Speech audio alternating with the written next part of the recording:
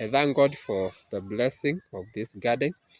You can convert your small garden into something productive by doing gardening. Carrots are very important for your site.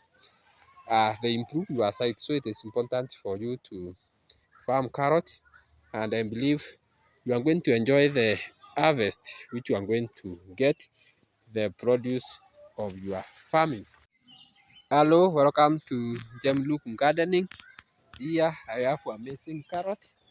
They are already ready for consumption, and I planted them about 2 months ago. Look at this amazing harvest which I have just harvested. I thank God for the blessing of this garden.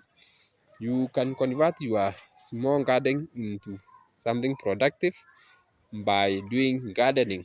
Carrots are very important for your site. They improve your site, so it is important for you to farm carrots.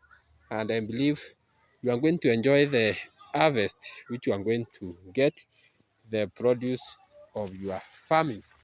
Thank you so much, guys, for tuning to me on my series on gardening. God bless you and keep you. Bye bye for now.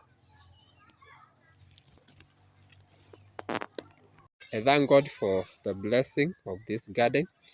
You can convert your small garden into something productive by doing gardening.